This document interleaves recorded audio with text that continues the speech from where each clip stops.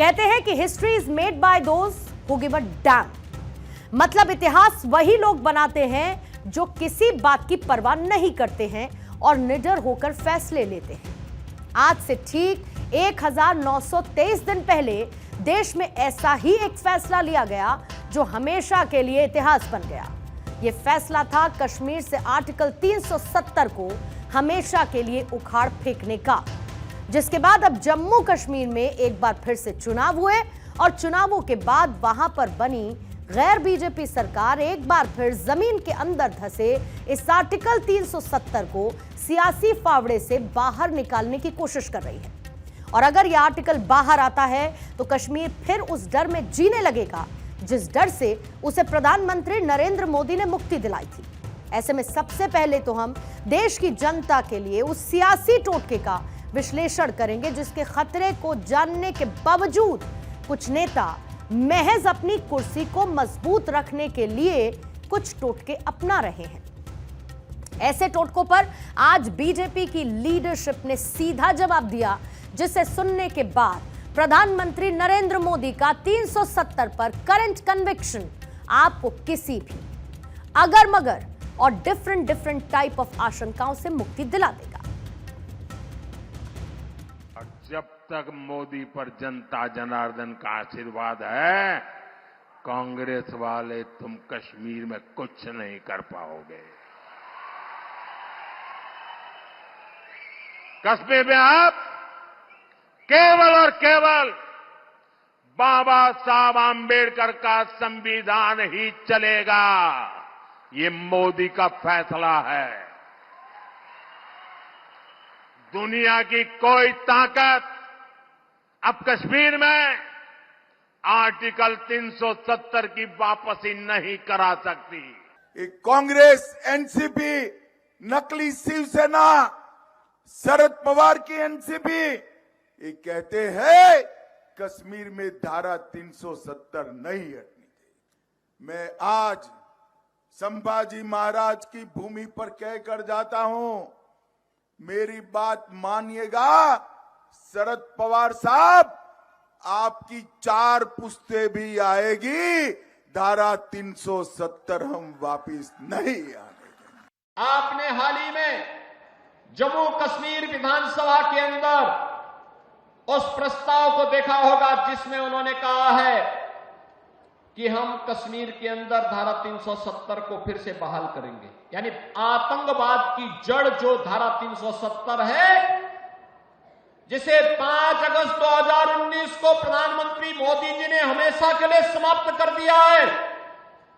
ये देश की एकता और अखंडता को चुनौती देने वाली स्थिति है और कोई भी भारतीय राष्ट्र की एकता और अखंडता को कतई पर किसी प्रकार की चोट को स्वीकार नहीं करेगा। बीजेपी को इतना मुखर होकर आज 370 पर क्यों बोलना पड़ रहा है? तो इसके जवाब में है जम्मू कश्मीर की विधानसभा, जहां पर नेशनल कॉन्फ्रेंस गठबंधन सरकार बनने के बाद वहां पर पहली विधानसभा का सत्र शुरू हुआ और इस सत्र में जनता के मुद्दों के अलावा हर चीज पर बात हो रही है। धक्का मुक्की हो रही है, बैनरबाजी हो रही है, छीटाकशी हो रही है। 370 आर्टिकल बहाली को लेकर लाए गए प्रस्ताव पर पक्ष विपक्ष तो भिड़ ही रहे हैं। इसके अलावा यह प्रस्ताव लाने वाले भी क्रेडिट के लिए आपस में लड़ रहे हैं। जम्मू कश्मीर विधानसभा में आज एक बार फिर ऐसा ही हंगामा देखने को मिला, जहां पर बीजेपी विधायकों को 370 का विरोध करने पर बाहर निकाल दिया गया। तो वहीं पीडीपी भी नेशनल कॉन्फ्रेंस पर कमजोर प्रस्ताव को लाने का आरोप लगाती हुई नजर आई। इस पूरे हंगामे के बीच बीजेपी आर्टिकल 370 की बहाली को लेकर लाए गए प्रस्ताव का विरोध कर रही है। नेशनल कॉन्फ्रेंस, पीडीपी, एआईपी और पीपल कॉन्फ्रेंस 370 की बहाली के पक्ष में है। मतलब ये पुराना कश्मीर वापस लाना चाहते हैं। कांग्रेस का ऑफिशियल स्टैंड कुछ साफ नहीं, लेकिन जम्मू कश्मीर विधानसभा में कांग्रेस ने अपने सहयोगी दल यानी नेशनल कॉन्फ्रेंस का 370 बहाली के मुद्दे पर समर्थन कर दिया है, which means they are indirectly in support of restoration of Article 370 in Kashmir. क्या दर्द है आपको अगर स्टेट की बहाली की बात कोई करता है? क्या परेशानी है आपको एक ऐतिहासिक स्टेट को यूटी बनाए और हम कहते हैं बहाल करिए। सुप्रीम कोर्ट की डायरेक्शन की वजह से इलेक्शन हुए और ये असेंबली सेशन वजूद में आया। क्या परेशानी है अगर हम कह रहे हैं कि नौकरी, रोजगार, जमीन जम्मू कश्मीर के अवाम, हमारे डोगरा भाई, कश्मीरी भाई, लद्दाख के भाई को मिले। जम्मू लद्दाख के लोग आपको माफ नहीं करेंगे। अभी अभी आप कश्मीर के क्रीरी से कांग्रेस के विधायक इरफान हाफिज लोन को सुन रहे थे और ये कह रहे थे कि अगर हम स्टेटहुड मांग रहे हैं तो इसमें गलत क्या है, बीजेपी वाले विरोध क्यों कर रहे हैं।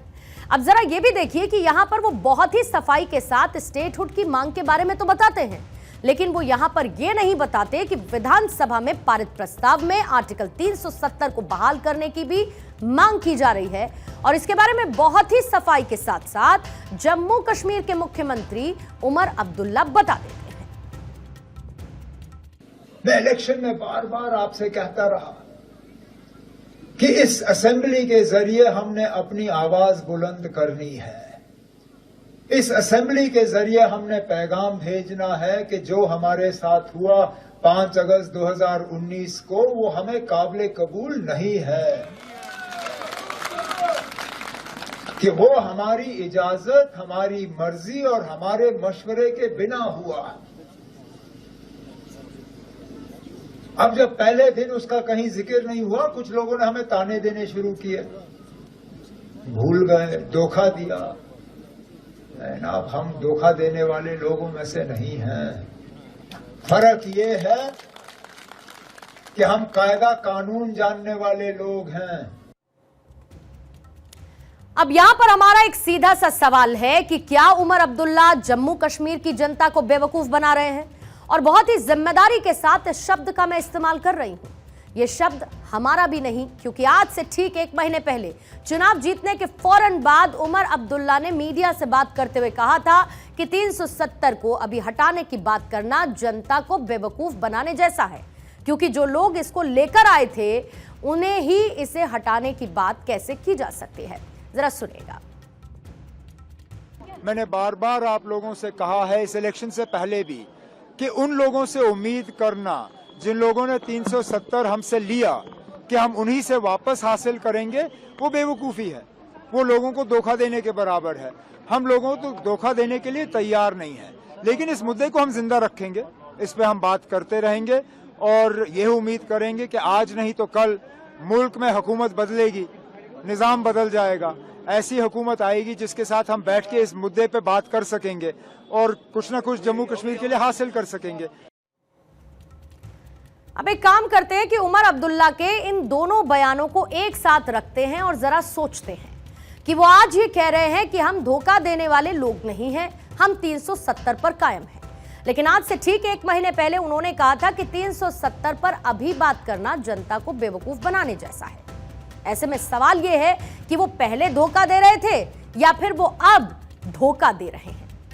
यहां पर आपको यह भी याद होगा कि चुनाव से पहले पाकिस्तान के रक्षा मंत्री ख्वाजा आसिफ ने एक टीवी चैनल पर यह साफ साफ कहा था कि पाकिस्तान की बेहतरी इसी में है कि वहां पर कांग्रेस और नेशनल कॉन्फ्रेंस की सरकार आए। जरा एक बार ये बाइट सुनिए, फिर उसके बाद आपको यह बताऊंगी कि आखिर 370 की बहाली को लेकर कांग्रेस और नेशनल कॉन्फ्रेंस जाने अनजाने पाकिस्तान के साथ एक पेज पर कैसे खड़े हैं। ये कांग्रेस कह रही है जी कि ये हक हम दिलवाएंगे, तो क्या हम ये कह सकते हैं कि आज पाकिस्तान की जो रियासत है और इंडियन कांग्रेस जो है वो एक पेज और नेशनल कांग्रेस एक पेज पे आ गए इस इशू पे। बिल्कुल हमारा भी ये डिमांड है, जब से ये मोदी साहब ने ये वार किया हुआ है। अब इसे भी समझना होगा कि आखिर पाकिस्तान कश्मीर में आर्टिकल 370 की वापसी क्यों चाहता है। दरअसल आर्टिकल 370 के चलते कश्मीर को विशेष राज्य का दर्जा मिला था। मतलब क्या है इसका कि जम्मू कश्मीर का अपना संविधान होगा, अलग ध्वज और प्रतीक चिन्ह होगा, निवासियों के पास दोहरी नागरिकता होगी और दूसरे राज्यों के लोग वहां पर जमीन नहीं खरीद सकते थे। नरेंद्र मोदी सरकार ने साल 2019 में आर्टिकल 370 को जम्मू कश्मीर से हटा दिया, एब्रोगेट कर दिया, और इसके बाद जो बदला वो शायद पाकिस्तान को कभी ही पसंद आएगा, क्योंकि जम्मू कश्मीर में 370 हटने से पहले हर साल पत्थरबाजी की 1500 से ज्यादा घटनाएं हुआ करती थी और अब पत्थरबाजी की घटनाएं शून्य पर जा चुकी हैं। अब आपको कहीं पर भी कोई खबर नजर नहीं आएगी जैसे कि पहले आती थी। आपको ग्राफिक्स से हटकर 6 साल पहले अखबारों में कैसी खबरें छपती थीं, जरा एक बार वो भी दिखा देती हूं। मुठभेड़ के वक्त आतंकियों का कवच बन रहे थे पत्थरबाज, दोहरी चुनौती से जूझ रहे थे जवान। जम्मू कश्मीर में 2018 में पत्थरबाजी की 759 घटनाएं हुई। जम्मू कश्मीर में हर दिन 5 बार पत्थरबाजी होती है और पत्थरबाजी करने के लिए 300 रुपए मिलते हैं। ये है अखबारों में छपी हुई कुछ सुर्खियां जो उस वक्त के जम्मू कश्मीर यानी कि आर्टिकल 370 के एब्रोगेट होने से पहले छपा करती थीं। आर्टिकल 370 के समय हर साल 300 से ज्यादा आतंकियों की घुसपैठ हुआ करती थी और अब ऐसी घटनाएं 50 से भी कम हो चुकी हैं। पहले जीडीपी में हिस्सेदारी 1 लाख करोड़ रुपए की हुआ करती थी, लेकिन आर्टिकल 370 हटने के बाद जीडीपी में यह हिस्सेदारी बढ़कर 2.27 लाख करोड़ तक जा पहुंची है। पहले घाटी में 10 से 15 लाख टूरिस्ट हर साल आया करते थे, लेकिन अब यह आंकड़ा सारे रिकॉर्ड को तोड़ चुका है और 2022-23 में करीब 2 करोड़ टूरिस्ट घाटी में घूमने के लिए पहुंचे। 370 हटने के बाद आतंकी हमलों में भी करीब 58% की कमी दर्ज की गई है। और सामाजिक बदलावों को अगर आप महसूस करेंगे तो पहले घाटी में एंटरटेनमेंट के लिए कुछ भी नहीं था, कोई मूवी थिएटर नहीं था, लेकिन 370 हटने के बाद वहां पर सिनेमा का संचालन एक बार फिर से शुरू किया गया। यहां तक कि फिल्मों की शूटिंग भी वहां पर होने लगी। घाटी में पहले खेलों से जुड़े हुए युवाओं की संख्या करीब 2 लाख हुआ करती थी, लेकिन 370 हटने के बाद अब युवाओं की यह संख्या 60 लाख तक जा पहुंची है। ये तो आपको मैंने कुछ आंकड़े रखे हैं, लेकिन जरा तस्वीरें देखिए। पहले आपको 370 के पहले और बाद की 2 तस्वीरें दिखा देती हूं। 370 हटने से पहले की यह तस्वीर जम्मू कश्मीर जुलाई 2016।